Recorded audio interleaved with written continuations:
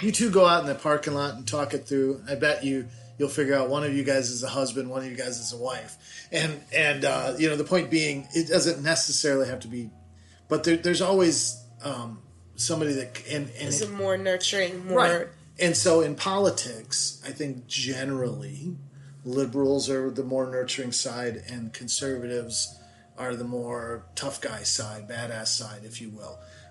There's probably people that disagree with that. But where I'm heading with that is this divisiveness that we have in our country I find ridiculous, because I think most of my life you realized you had to have the two sides and they had to work together. And to create a law that's beneficial on both ends. Right, and you needed input from both sides. And so sometimes you need to hear... So to your point, as I watched this country get emasculated, and I know that sounds like a big thing to say, but honestly, the generation before you, a lot of the men here we got freaking Harry Styles wearing a goddamn dress, and maybe he's trying to make a point, and it's not, that's just a data point, it's just one thing, but, so where I'm heading is, I like mullet, truck owning mullet. We need those guys. Right. They're sometimes complete dumbasses, but you know what? You need a dumbass on the team, And so I'm a fan of both sides coming together. And so I love the Cowboys, and I love the thinkers too. Yeah. And the feelers. I love the feelers, the thinkers, and the Cowboys. You need all of them. That's like the mixture of all those is like what makes America so great. Right. And so we shouldn't bitch. The feelers shouldn't bitch at the Cowboys, or the thinkers shouldn't be smug toward the feelers or the Cowboys. You need them all. Right. No, I totally agree with that. So this old fashioned's going down. I know. I was gonna say it was a little strong in the beginning, but now it's kind of going down too easy. So quickly here, what are your best and worst, like top of your head, best and worst things about the South? Ooh. So there definitely is a little bit of racism down there. Now, what's funny is it's a different kind of, I would say there's as much racism up here as down south, but it's a different type of racism down there that when you think about it, it's a little bit sadder. It's not as angry as up here. So maybe the divisiveness of race and stuff that still exists down there. But so that would be a negative that jumps out at me. I think the heavy religion tones down there jumps out. The people are so fun and nice and polite, and down south they're just everybody's your friend. Everybody's your friend. Mom and I just spent a couple weeks in Florida, and it was just like everybody we met was just like super welcoming. So there you go. You said quickly. Yeah. No, I was thinking you were going to say like food or something, but there you go. This is a chimichanga. I'll throw chimichanga on there. Easy peasy. Okay, so getting into... This is kind of a larger segment. I got a lot of topics I need to cover here. So I grouped together college and dating for this segment because I think that there's both aspects we'll talk about. So first going into a little bit about your college. So correct me if I'm wrong, but you started at the University of Oklahoma and then transferred to UWM? That is correct. Okay, awesome. So, I don't know much about when you went to Oklahoma, but if you have anything relevant, include it. However, I did hear about when you did go to UWM, you threw some epic parties. Is this correct? That is correct. So you're a bit of a late bloomer in life. I think you bloomed, but you bloomed a little bit later. I was too, and my point being, my first 2 years at University of Oklahoma weren't very notable. I was just mentally immature, and I just was going through the motions of school. I had fun, I had friends, I had a good time there, but I don't look at my time at University of Oklahoma and go, wow, that was formative to who I am. Yeah. And but yeah, so these epic parties were. Right. So it all rolls back to sophomore year. The big thing at Oklahoma was they would do these like spring break in South Padre Island. You get on a bus and get down there, and I didn't have money to go. My roommate Trey didn't have money to go, and we were just going to hang, and we were bummed. And he was really bummed. He's like, man, I cannot believe we're going to be sitting here with all our friends partying, blah, blah, blah. And I just all of a sudden I said, well, my parents moved to Wisconsin and we're legal to drink up there. I said, you want to? And he's like, we're legal to drink in Wisconsin. I'm like, what? So we came up for spring break. We had this epic spring break. Our buddy Craig, whose parents had moved to Chicago, met us, and it was so funny because people that went to South Padre, when they heard our stories, they were like, seriously, you had a better spring break than we did at the beach. That was epic. And so it really stuck in my mind. I was like, wow, this was... So then I was like, why not? I had come up, I had a lot of fun over the summer between my freshman and sophomore year. So then after that trip, I said, you know what, I'm transferring up here. So yes, I moved in with a couple guys that were absolute wild men. They were insane. So here I fall off the turnip truck from Oklahoma, and I move with these guys who, oh, by the way, happen to be drug dealers. Didn't know that as I was moving in.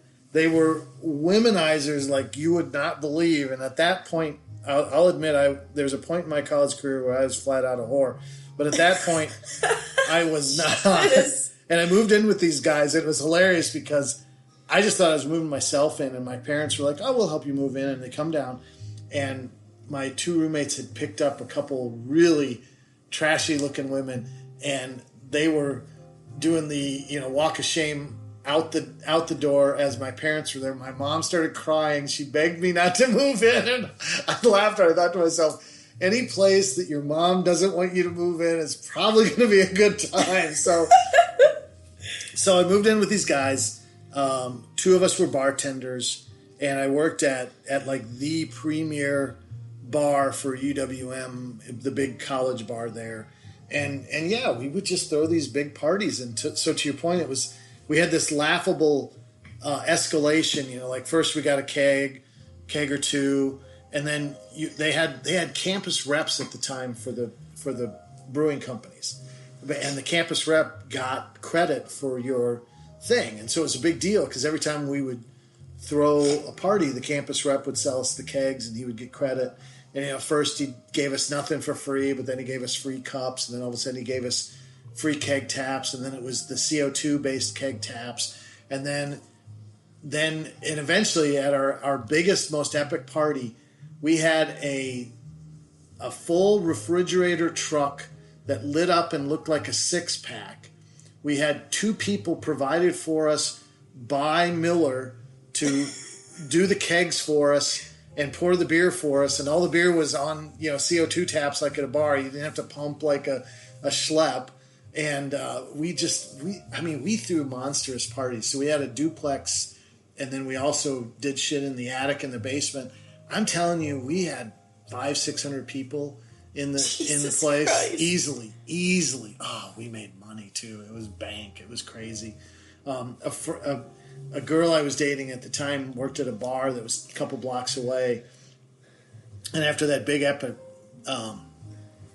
party, I stopped in there to say hi to her a couple days later, and the manager, who I was kind of friends with, he pulled me aside and he goes, look, you're done. I'm like, what are you talking about? He goes, that night, he goes, we made like zero. He goes, we closed early. He goes, I watched over and over. People would go to open the door to come in our bar, and they would look down and see your lit up 6-pack truck.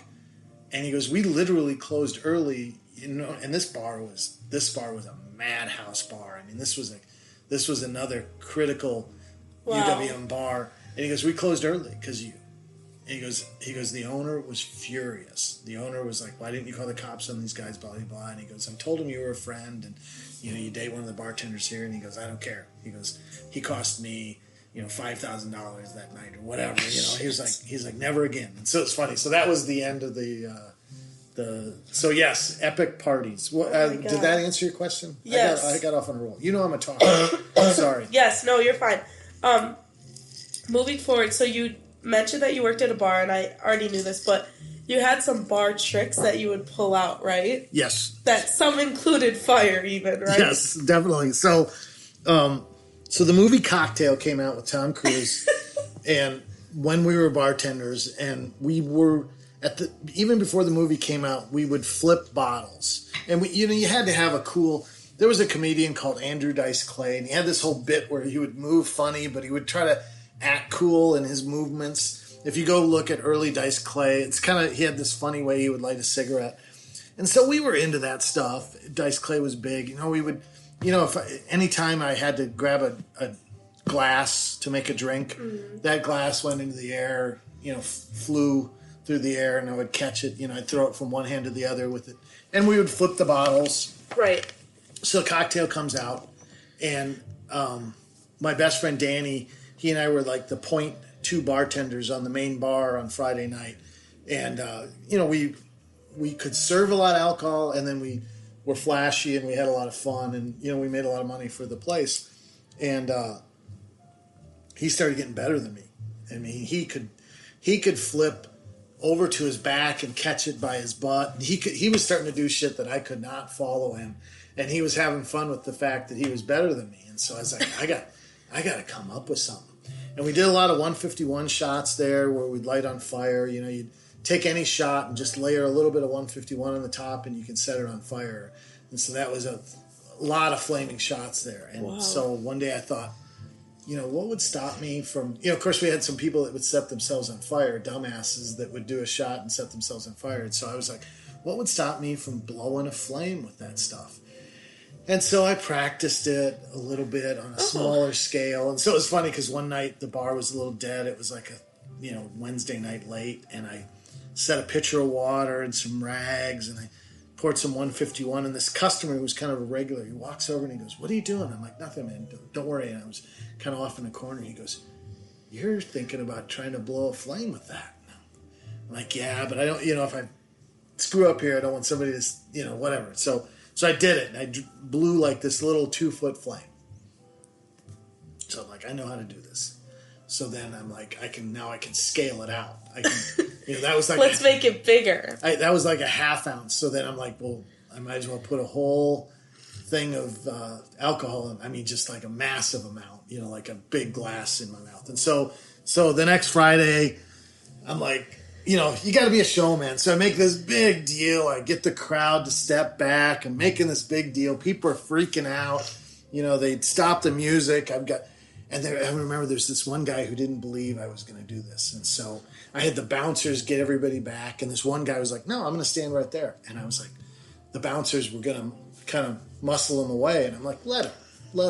Because I was like, I'm going to singe his freaking face. Yeah. I'm going to take his eyebrows off. And so sure enough, I set this thing up. I set a wet rag. It's probably 8 ounces of 151. I get into my mouth, burning my mouth as I'm in there doing the show. I open a book of matches. I light the whole thing. So I've got this big flame in front of me, and I let it go. And I had no idea how big it would be. It was 20 feet long if it was an inch. I mean, seriously, it was insane. It blew this guy back. He jumped back so far, he fell on the ground. The crowd that had been held back 10 or 15 feet, they were like, the heat hit your face and you couldn't breathe even 10 feet back. So it was this massive pyrotechnic. Oh, it was epic. It was hilarious. So then that started the fire days. And so then other bartenders started doing it too, but I was the fireman there. So. Jesus Christ. So that is insane to me, but okay, I still think this is so funny, and I would love for you to pull it out one of these days. Casual Tuesday. Casual Flame Tuesday? Yeah, Casual Flame Tuesday. So moving on to everyone's favorite segment, to get into dating. First, to open us up, so let's talk about you dating in college in your 20s. Ooh. And what that was like for you. So I dated a lot. I had a lot of fun. I didn't see a need to long-term date for a couple reasons. One, I thoroughly enjoyed dating.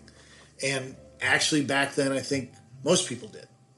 There wasn't as much of a stigma to it. Mm-hmm. It was a fun thing to ask a girl out. It was a big deal. Guys would talk amongst each other like, "What's your thing?" You'd keep close to your vest your best date. You didn't want you wouldn't. Sometimes you tell your buddy, but usually